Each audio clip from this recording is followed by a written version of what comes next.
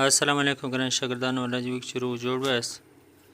راځو د نن سبق ته. د نن سبق چې دی هغه بیا هم په انګلیش کې د سبزیو او میوو نومونه، چې په انګلیش کې سبزي او میوو ته څه وایي، د دې په باره کې وکیبلري ده، د دې په باره کې ویډیو ده. ډېر ښایسته سبق دی، ډېر نوی دی. دا د دې الفاظ چې دي دا ډېرو کومو شاګردانو ته معلوم وي، د دې معنا وي. راځئ راسره وایاستئ، تلفظ پروننسیشن هم راسره زده کړئ او معنا یې هم راسره زده کړئ. salt salt مالګه. spinach spinach پالک. او ginger ginger ادرک شونډ. lettuce lettuce کاوه یو رقم سبزی دی. radish radish مولی یو رقم سبزی دی.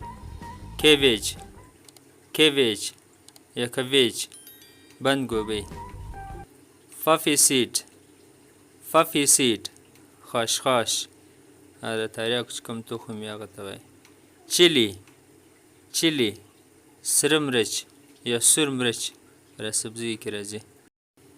melon melon خټکی. almond almond یا almond بادام په دې کې ال سایلنټ دی. ملبیري ملبیري توت یا مشت شاتوت ورته وایي. pineapple pineapple اناناس یو رقم میوه ده. pistachio pistachio پسته. دغه pistachio په سپلینګ کې اکثره وخت سټوډنټ غلطي کوي. cloves cloves لونګ. garlic garlic وژه او ورده کې لیسن ورته وایي. pumpkin pumpkin کډو. برینجل برینجل بانجان. او cauliflower cauliflower ګل ګوبی. موږ هلته دې اردو کې پھول ګوبی ورته وایي، دلته ګل ګوبی ورته وایي چې ګل لري. cardamom cardamom الایچي موږ یل ورته وایو، وچې ته لویږي. cardamom. lemon lemon لیمبو لیمونیډ یا د لیمبو اوبو ته وایي. watermelon watermelon هندواړه هندوانه و دې ته هندواړه ویل کېږي. هند اوبه واړه معنا ټوله دا ګرد اوبه ده، په دې وجې دې ته هندواړه ویل کېږي. apricot apricot زردالو. او pomegranate pomegranate انار. د دې په پښتو کې موږ معنا لیکل سیر سوي. pomegranate انار. fig fig انځر. turmeric turmeric کورکمن اردو کې هلدي ورته وایي. turnip turnip شلغم بعض خلک شلجم ورته وایي اردو کې. bean bean لوبیا. فلس فلس دال. lady finger lady finger بینډي.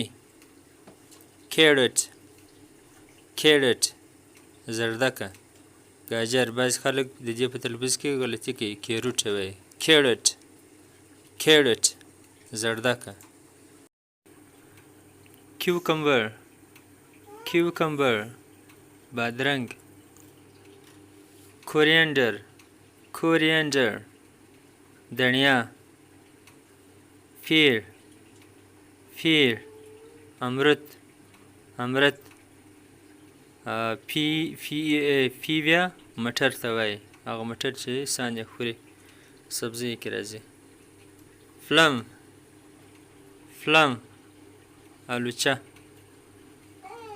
raisin raisin یا raisin کشمش.